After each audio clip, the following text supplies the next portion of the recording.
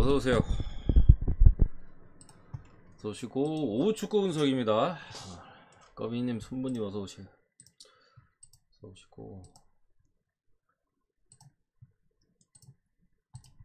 자, 일단 멤버십은 제가 12시 조금 넘어서 올려드릴게요. 왜냐면은 2시 경기들은 그래도 라인업은 체크를 하려고 해서 뭐 조금 로테 돌릴만한 팀들도 어느 정도 있고 몇몇 경기들에 조금 이슈가 걸려 있어서 그렇게 하도록 하고 10경기? 뭐 9, 8경기? 뭐 그 정도 해가지고 10경기까지는 안되겠다. 되는 대로 그렇게 분석을 들어가 보겠습니다. 좋아 보이는 경기는 있어요. 4경기 좋아 보이고 아직 주력을 못 골랐습니다. 주력을 못 골라가지고 하나는 박아놓고 하나가 고민인데 나머지가 다 괜찮아 보이긴 하는데 고만고만한 느낌이라 라인업 좀 보고 고민 좀 더 해보고 뭐 이렇게 올려드릴게요. 가보자. 첫 번째 삿포로 대 후쿠오카인데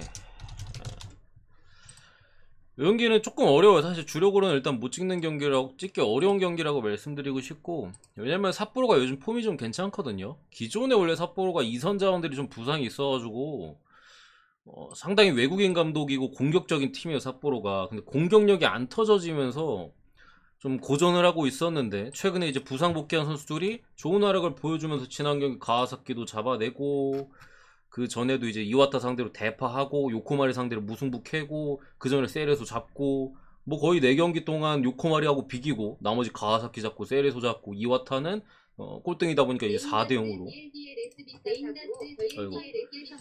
아이고 고맙습니다 레인저스님. 또 그런 식으로 해가지고 상당히 많이 삿포로가 올라와 있는데 일단 동기부여적으로는 사실 조금 떨어져 있어요 삿포로가. 뭐 순위권도 그렇고 물론 막판에 치고 올라온 점이 무섭고 뭐 그래가지고 근데 후쿠오카가 지금 사실 수비팀 대 공격팀이거든요. 어떻게 보면은 공격팀 수비팀 이렇게 가는데 후쿠오카가 수비력도 딱히 요즘 그렇게 좋지가 않아요. 그래서 이게 단순히 동기부여만으로 후쿠오카 쪽 프렌 쪽을 보기에는 제 생각 좀 어려운 것 같고, 그렇다고 삿포로 최근에 흐름이 좀 삿포로 쪽을 강하게 보자니 그것도 일단은 동기부여적으로 좀 떨어지는 측면이 있잖아요.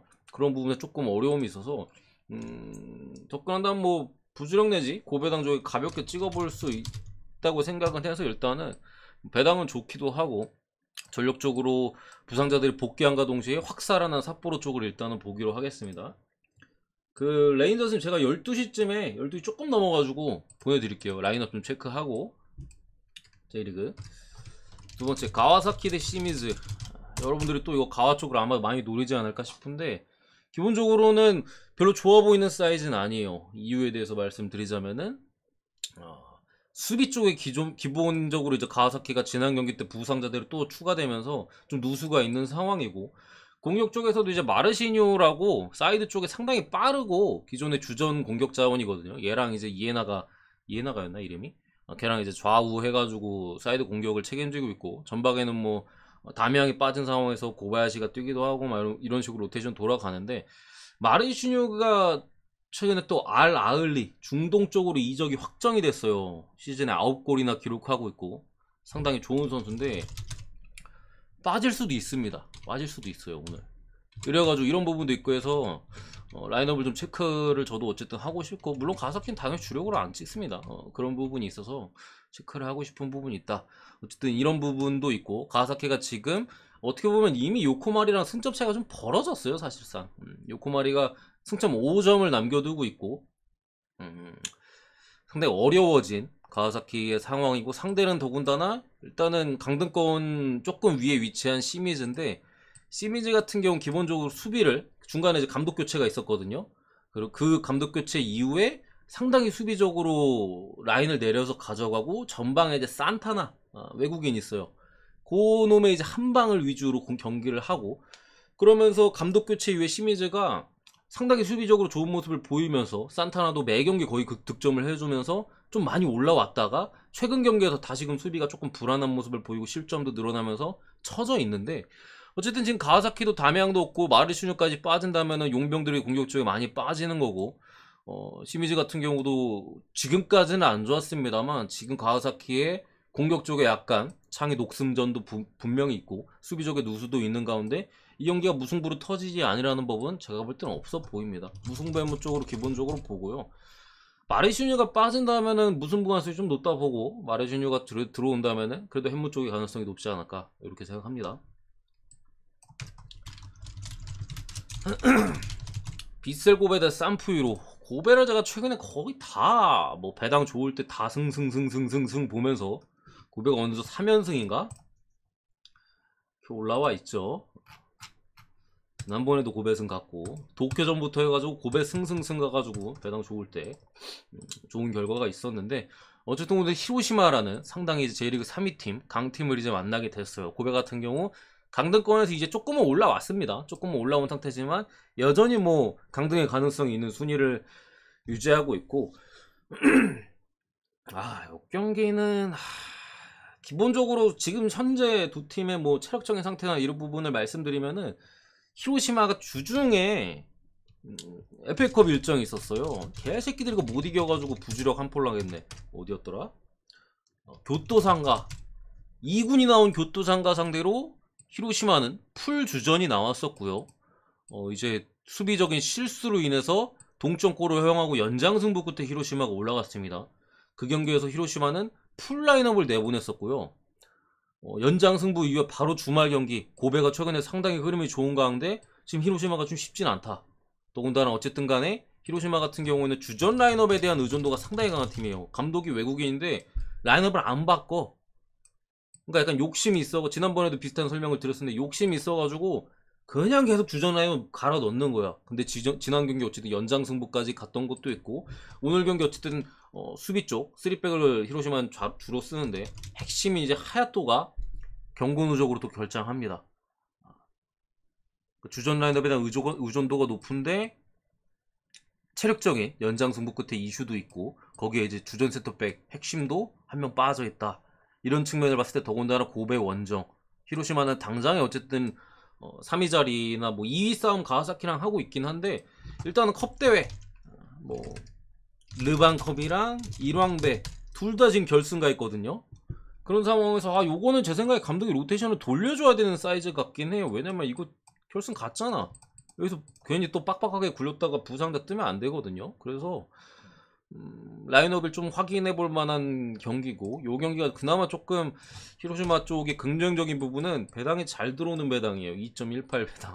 요즘에 좀 잘 들어오는 배당인데 패턴상으로는 안 들어올 패턴이긴 해요. 이번 타이밍에. 근데 어쨌든 기존의 배당적 자체는 적중 률이 상당히 높은 배당을 받아가지고 그 부분이 좀 걱정되긴 합니다만, 여러가지 사이즈 고베 같은 경우도 공격 쪽에 뭐 오사쿠 유야라든가 이런 애들이 최근에 좀 살아나고 있는 모습들, 경기력 자체도 미드필더 쪽에서 지배력적인 부분에서 좀 살아나고 있고, 히로시마는 기본적으로 압박이 상당히 좋은 팀인데 압박은 엄청 좋아요. 히로시마가 압박으로 먹고 사는 팀인데 체력적인 문제 이런 것들 감안했을 때 고베가 다시 한번 지지 않지는 않을까. 역배를 받았으니까 프렌 쪽의 가능성 일단은 이렇게 봅니다.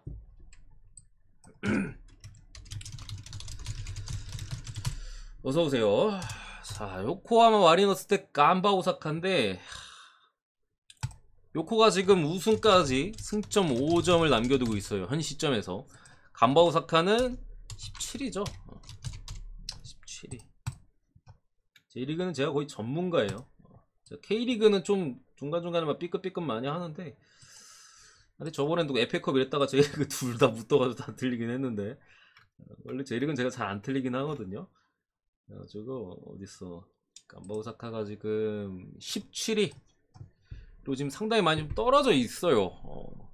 물론 후쿠오카와의 승점 차이는 거의 나지 않고 그 위에 잔류권 팀들과도 승점 차이가 거의 나지 않습니다만, 야 하필 요코하마 마리너스 원정을 왔네. 이 새끼들 진작에 한 번은 뭐 이기거나 했어야 됐는데 요코하마 마리너스가 뭐 J리그 최고의 지금 팀인 건 여러분들 다 아시니까, 공격 잘하고 수비도 홈에선 좋고 패스를 때리고, 뭐 간바 오사카 같은 경우는 기본적으로도 얘네도 감독 교체가 있어서 중간에 이제 성적이 너무 안 좋으니까 그 옛날에 간바에서 좀 잘했던 감독이 있거든요. 걔를 다시 데려와서 앉혔고, 기본적으로 그 감독의 전술은 극단적인 수비예요. 극단적인 수비. 우리 어떻게 수비해가지고 한 골 넣자. 약간 어떻게 보면 K리그 팀들 좀 비슷한 그런 느낌이긴 한데 어쨌든 간바가 그래서 실점은 예전보다는 확실히 많이 줄었어요. 이 감독이 처음 부임하고 나서 뭐 저번에 나고야 상대로도 2대0으로 원정에 승리를 거뒀고 이때 우리 간바프렌 갔었죠. 간바프렌. 후쿠오카 상대로도 원정에서 1대0 승리를 거뒀고 이때도 간바 사이드 봤던 것 같은데 그 다음에 사간도스한테 3대0으로 이제 홈에서 개털리고 이때 간바 봤다 틀렸고 그 이후에 3경기 동안 이제 4경기 사간도스전 이후로 뭐 도쿄랑 홈에서 또 붙었고 고베 원정 뭐 가시와랑 홈에서가 이제 10월 1일에 있었던 마지막 경기 4경기 한 골이에요. 실점은 분명히 줄긴 줄었어요. 사간도스전 3대0 패면 뭐 그렇다 치더라도 고베전에도 고베가 상당히 우세한 경기력을 보여줬음에도 극장골을 허용해서 이 2골 먹긴 했는데 어쨌든 꾸역꾸역 잘 막아내는 모습을 보여줬었고 직전 그 전에 이제 뭐 가시와 도쿄나 직전 경기인 가시와 상대로도 득점은 못했지만 실점은 내주지 않았거든요. 그래서 오늘도 어쨌든 마리노스 상대로 아유 상당히 고맙습니다. 마리노스 상대로 상당히 좀 타이트한 수비가 예상되긴 하는데 이게 약간 제가 보는 사이즈를 정확하게 그냥 풀어 말씀드리면은 전술 싸움의 뭐로 그런 대결에서는 요코마리가 더 좋아요. 왜냐면 요코마리의 약점은 전방 압박이거든요. 요코마리 이번 시즌 고전했던 팀들도 대부분이 강한 전방 압박. 그러니까 요코마리가 뒤쪽에서 좀 숫자를 적게 두고 앞선 공격에 숫자를 많이 두기도 하고 그러다 보니까 뒤에서 커트 당했을 때 이제 그 이후에 빠른 역습에서 실점 장면이 상당히 많아요. 근데 간바 같은 경우 내려앉는단 말이야 기본적으로. 그렇다 보니까 요코마리가 뒤쪽에서 볼 돌리는 것 자체는 되게 용이할 거예요. 그래가지고 사이즈 자체는 사실 간바가 내려왔는다 해도 요코마리의 공격을 통제하기는 좀 어려운 상황이고 상당히 고맙습니다. 이래가지고 솔직히 요코하마 마리너스는 승 쪽으로 베팅하는 게 맞아 보이긴 해요. 다만 근데 승점 차이가 이미 가와사키나 뭐 히로시마와도 좀 많이 벌어져 있고 사실상 우승 확정인 상황에서 간바가 어떤 경기력을 보여주느냐가 좀 관건일 것 같은데 사실 저는 간바 오사카가 강등당하는 그림이 그렇게 막 상상이 되진 않거든요. 워낙 이제 명가다 보니까 그래가지고 무튼 그렇습니다. 이 정도 느낌인데 그냥 딱 봤을 때 요코하마 마리노스 쪽으로 그래도 볼만한 경기라고 생각은 해요. 다만 이자놀이를 말씀하셨는데 그것까진 모르겠어요. 이거 무조건이다 이 정도는 아닌 것 같아. 약간 묘한 그런 게 좀 있어요. 이게 그 장단질에 대한 가능성. 요코가 막말로 이거 묵해도 우승이에요. 묵해도 우승이라니까. 간바가 빡시게 막 해가지고 어떻게 보면 비비면 요코하마 마리노스 애들이 생각보다는 그런 적극적인 공격이 안 나올 수도 있어요. 볼 돌리면서 이제 한 방 노리다가 못 놓고 못 뜨는 그런 그림도 아예 안 보이는 건 아니기 때문에 이거에 뭐 집문서박할 필요는 없다. 그 정도 사이즈는 아니다. 다만 이제 어쨌든 전술적인 그런 거나 여러 가지 사이즈 상으로는 뭐 승을 찍는 게 맞아 보이긴 합니다. 지금 당장 간바가 보여준 것들이 많이 없기 때문에 수비가 괜찮다 해도 요코마리너스의 공격을 좀 감당하기 힘들고 진짜 어떻게 해가지고 선제골을 넣으면 뭐 경기가 좀 이상하게 흘러갈 수는 있어 보이긴 하는데 어쨌든 요코의 그래도 승리 요즘 너무 좋긴 해요. 요코하마 마리너스가 승. 5번째 우라와 대 사간도스.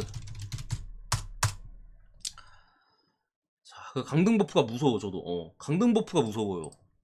간바 오사카는 제 머릿속에는 강등은 안 당할 것이다 라는 게 있었거든요. 근데 지금 진짜 코앞 가져왔어요. 간바가 다른 팀들보다 한 경기를 더 치러가지고 제리가 이제 코로나 여파로 중간중간에 한 경기씩 이제 연기가 됐었는데 간바는 뭐 어떻게 좀 많이 더 해가지고 한 경기를 더 했어. 남은 경기 수가 한 경기가 적어요. 간바는 오늘 경기 포함 3경기밖에 없거든요. 이래가지고 오늘도 지면은 나머지 경기 전승을 때려야지 이제 좀 그게 있는데 저도 이게 아무래도 사람인지라 그런 좀 것들에 대해서 좀 벗어나기는 좀 힘드네요. 어쨌든 그래도 요코가 잡는다고 봅니다. 그리고 우라와 대 사간도스 두 팀 다 사실 동기부여적인 측면에서 많이 떨어져 있죠. 우라 같은 경우 시즌 초반에 워낙 죽쓰면서 날려먹었고 대신 아챔 결승에 올라와 있는 상황이고요. 사간도스 같은 경우는 지금 뭐 시즌이 끝났어요. 그러다 보니까 뭐 로테이션도 조금씩 돌려주면서 뭐 기존의 미드필더 쪽에 뭐 부상자들도 조금 있고 고이즈미 같은 베테랑 선수들 부상자들도 있고 한데 이 경기는 예전에 제가 몇 번 그래도 언급드린 적이 있는데 우라와 레즈에 융커 말고도 외국인 공격수가 한 명 있거든요. 이 선수는 아마 해축구 특히나 이제 LABDC 네덜란드 리그를 좀 자주 보셨던 분들이면은 기억하실 수도 있는데 페노르트 안군이 고맙습니다. 페노르트에서 이제 주포였던 린센이 우라와로 지난 시즌 전에 이적을 했다가 파리와의 그때 친선전 있잖아요. 그때 이제 부상당해가지고 아직까지 못 나오다가 지난 경기 드디어 이제 후반전에 교체 투입을 했어요. 얘는 유럽 레벨에서 통할 놈이거든요, 사실. 이런 J리그 사이즈보다도. LABDC에서 페노르트에서 13골 8도움이었어요, 리그 기록이.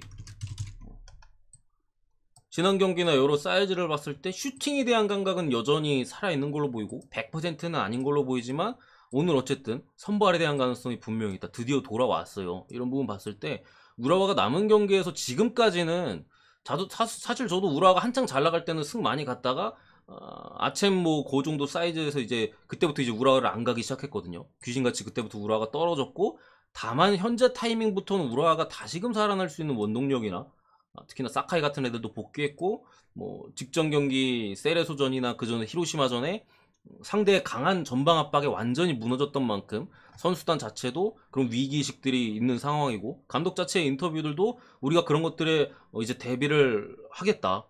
예방주사를 이미 맞았어요. 사간도스도 전력 자체가 압박에 상당히 좋은 팀이에요. 젊은 선수들이 워낙 많기도 하고 팀컬러 자체가 약간 굶주린 애들이 많다 보니까 되게 열심히 뛰는 팀이거든요. 그런 상황에서 우라가 예방주사를 맞았고 그런 전방 압박에 대한 대비책들이 솔직히 잘 돌아갈지는 모르겠어요. 일단 준비는 근데 많이 했대요. 그런 부분과 이런 부분 감안했을 때 요거는 배당이 일단 우라와가 최근에 똥을 많이 싸질러 놔가지고 상당히 좋게 받았거든요.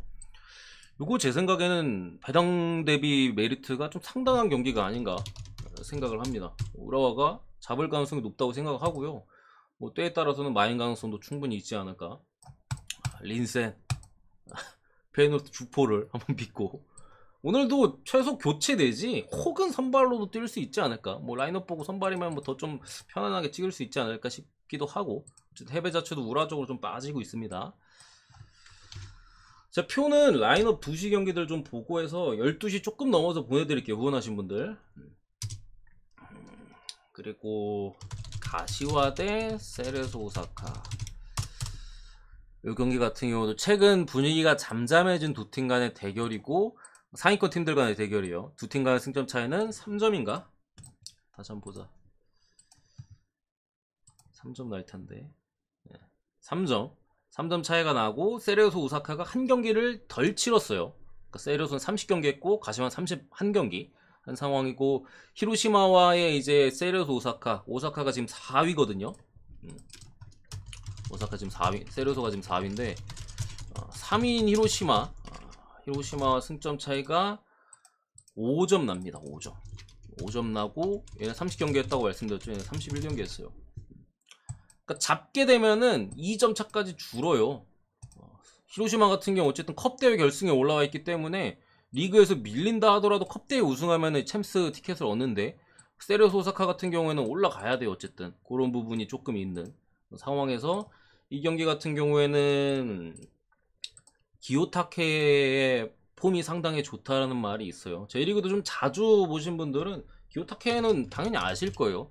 세레소 오사카의 이제 주장이자 올 시즌에는 많은 좀 부상과 몸 상태 이슈로 좋은 활약을 보여주고 있지 못하고 있는데 지난 시즌이나 옛날 시즌에는 그냥 핵심이었어요. 기요타케 빠진다? 야, 세레소 이거 못 가겠는데? 이 정도 느낌으로 상당히 좋은 선수인데 현재 폼이 많이 올라와 있다는 얘기들이 좀 많이 들리고 있어요. 당장에 오늘 경기 특히나 선발로 뛸 만한 폼이 드디어 완성이 됐다. 사실 지난 이와타전에도 얘가 선발 떼었었거든요. 근데 그때 당시에는 이거 몸 상태 아직 올라오지 않았다 하고 그 다음 경기 바로 결장했어요. 지난 경기 쇼난이었나요? 바로 결장 명단에도 포함이 안 됐었나 막 그래서 결장을 했고 오늘 경기 이제 완벽한 이번 시즌 거의 처음으로 123님 고맙습니다. 제가 12시 조금 넘어서 보내드릴게요. 올라왔다는 얘기들이 있어서 현재 세레소의 어쨌든 지난번에 이미 세레소는 실수들을 많이 했어요. 이기고 있다가 계속 먹혀서 비겼잖아요. 특히나 지난 쇼난전에는 막판에 넣어가지고 이겼다 했는데 막판에 끝나기 직전에 먹혀가지고 1대1 무가 뜨기도 했고, 이미 그런 실수들이 많았던 세레소 오사카이고, 더군다나 지난 마트 그래서 가시와가 원정에서 이겼거든요. 세레소 원정 가서 1대0으로. 그런 부분도 있고 해서 더 이제 동기부여적으로 좀 가득 차 있을 세레소고, 가시와 같은 경우에는 지금 공격과 수비 둘 다 잡지 못하고 있어요. 둘 다 잡지 못하고 있어. 그러니까 뭐라고 해야 되지? 공격을 좀 풀어갔을 때는 수비가 무너지면서 상당히 어려움이 있었고, 이제 포메이션의 변화나 수비 쪽에 복귀자들이 있어가지고 수비를 다 잡으니까 이제 공격이 안 돼요. 그런 좀 상당히 어려움에 지금 처해 있으면서 후반기에 가시와 같은 경우 성적이 좀 바닥으로 내리꽂고 있죠. 이런 부분 감안했을 때 이 경기는 세레소 쪽에 호재가 확실히 더 많아 보이는 경기고, 동기부여적으로도 뭐 3위 자리에 대한 가능성이나 아니면 두 팀의 직접 맞대결에 대한 복수 느낌, 그런 부분을 봤을 때 제 생각에 세레소가 질 일은 없어 보인다. 그런 부분 봤을 때 그래도 직전 경기 워낙 세레소가 무승부를 많이 캤었잖아요. 야, 한 번쯤은 그래도 배당도 좋고 드디어 믿어볼 만한 타이밍이 아닌가 라는 생각이 들고요. 이 경기는 배당 메리트도 제 생각에는 2점대면은 괜찮은 것 같아요. 2점대면 괜찮은 것 같고, 제가 지난번에 사실 쇼난전도 그렇고 이와타전도 그렇고 저는 세레소는 안 봤었잖아요. 쇼난은 이제 무승부의 무 맞아서 봤었는데 뭐 이기나 했더니 비겨서 무 맞췄고, 이와타전에도 이때 이와타 프렌 봤을걸요. 제가 무승부 이와타 프렌 그랬었는데, 요 경기는 드디어 상대는 더 강해지긴 했는데 세레소 쪽으로도 볼만한 경기가 아닌가 이렇게 생각을 합니다. 가시와 원정에 좀 리스크는 있겠죠. 무에 대한 리스크는 분명히 있긴 해요. 다만 사이즈 자체가 찔러볼 만한 사이즈입니다. 괜찮아 보이고, 경기는 그래도 교토가 홈이어서 찍는다면 교토 프렌 찍을 것 같아요. 이거는 나고야가 지금 동기부여도 많이 떨어져 있고, 최근에 경기력적으로 이길 수 있는 경기를 나고야가 못해요. 그러니까 수비적으로 비비는 경기들은 나고야가 종종 잘 보여주는데, 역시나 전방에서 올 시즌 전체적으로 해결책을 못 찾고 있는 나고야고요.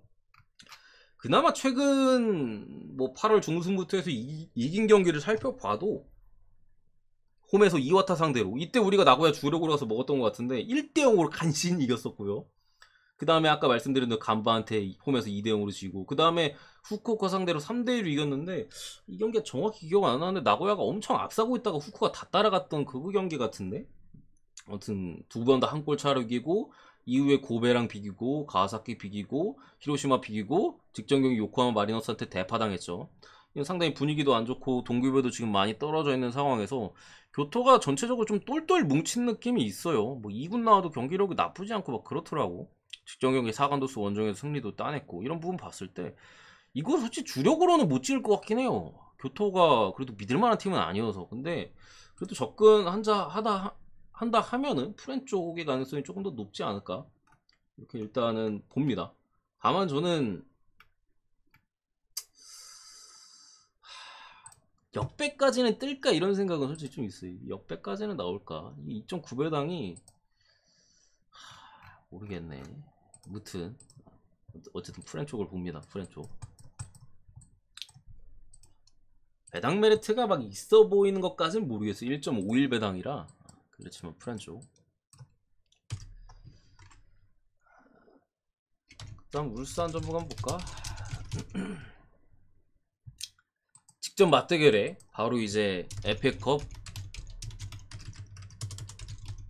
4강이 있었고, 이때 전북이 연장 접전 끝에 승리를 따내면서 에페컵 같은 경우 이제 전북이 서울이랑 결승에서 맞대결이 성사가 되었고요. 이거는 리그입니다. 리그고, 울산이, 제가 지난 이 두 팀의 에페컵 4강 때 분석 때도 울산이 살을 내주고 뼈를 취하려는 움직임을 가져갈 가능성이 높다라고 말씀을 드렸는데, 이 FA컵 4강 때 울산이 수비 라인과 미드필더 라인 거의 전 지역에서 풀로테이션을 가져갔습니다. 그러니까 울산 1군이 아니었어요. 이때 당시 수비 쪽 한 명 빼고 다 로테이션 돌렸고 미드필더 싹 다 돌렸고, 뭐 그런 상황에서 오늘 경기를 무조건 이기려고 당연히 달려들 거고, 오늘 경기 이거 관중이 3만 가까이 된다는 얘기가 있어요. 전북 관중이 한 2천, 2, 3천 정도 되는 것 같고 나머지 한 2만 이상이 울산 관중인 것 같은데 K리그 3만 찍을라나 모르겠어. 한 2만 얼마 될 것 같은데 되게 많이 오네. 거의 뭐 슈퍼매치보다 한데 엄청난 관중이 좀 몰리는 경기고 그에 따라 선수들도 상당히 많이 압박을 받을 상황에서 체력적인 문제는 당연히 선수들 컨디션 관리나 이런 부분은 홈이기도 하고 3만 관중을 등진 울산 쪽이 훨씬 낫다고는 생각이 됩니다. 다만 울산이 기존의 컬러대로 이 새끼들은 뭐라고 해야 되지? 이목이 집중된 경기에서 약해요. 울산이 결정력이 약해. 결정적인 순간에 항상 지금까지 벌써 몇 년째 미끄러져 왔었거든요. 이게 걱정해. 이게 저는 울산이 질 것 같지는 않아요 솔직히. 이거 또 이 경기 만약에 지면은 그 옛날에 전북 한번 버스 그 막는 그게 있었잖아요. 팬들이 화나가지고 울산 이거 버스 선수들 집에 못 가. 3만 명이 3만 중에 몇천 몇백만 남아도 버스 막는 거 일도 아닌데 그런 사태가 벌어질 가능성이 높. 결국엔 승 아니면 무 같은데 저는 올 시즌에 울산은 그래도 조금 저는 애초에 울산 우승을 보고 있기 때문에 이런 경기에는 그래도 잡는 사이즈가 좀 더 나을 것 같고 그리고 애초에 전략 자체가 그거였잖아요. 살을 내주고 뼈를 취한다는 전략이었잖아요. 그런 부분까지 좀 감안했을 때 또 귀신같이 이거 국내에서는 전북적으로 몰렸거든요. 왜냐면 울산이 항상 이럴 때 못 이기고 맨날 졌으니까 한번 할 때 됐다. 울산 승 오바 봅니다. 한 골은 줄 것 같고 전북한테 한 2대1 뭐 요 정도 예상합니다.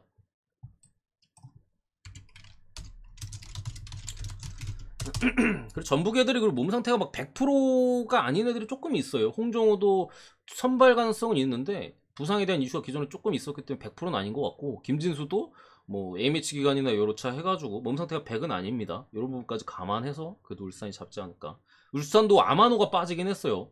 전방 쪽에서 이제 좋은 패스나 이런 것들을 날려주는 선수인데 근데 저는 그 부분을 조금 더 점수를 마이너스를 덜 한 게 왜냐면 아마노가 전북전만 되면 못해. 아마노가 원래 얘가 이적하고 나서 전북전에 잘한 적이 한 번도 없어요. 다른 경기는 다 잘하는데 전북전만 되면 귀신같이 못하더라고. 지난 경기도 똑같았잖아요. 그런 점 봤을 때 없는 게 나을 수도 있다 라고 봐서 울산 쪽. 김포대전 이거 접근한 다음 똑같아요. 지난번에 어디랑 했었지? 전남이랑 했을 때인가요? 똑같습니다. 대전으로 가야 되고 갈 거면은 2부 리그에 대한 변수는 제가 지난번에도 말씀드렸었고 지난번에 어떻게 그래도 한 골 더 넣고 이기긴 하더라고 2대1로. 오늘 경기도 김포 많이 떨어져 있는 상황에서 대전의 막판 스포트 이런 부분이 상당하기 때문에 접근한 다음 대전 사이드로 가야 되는 경기라고 생각합니다. 여기까지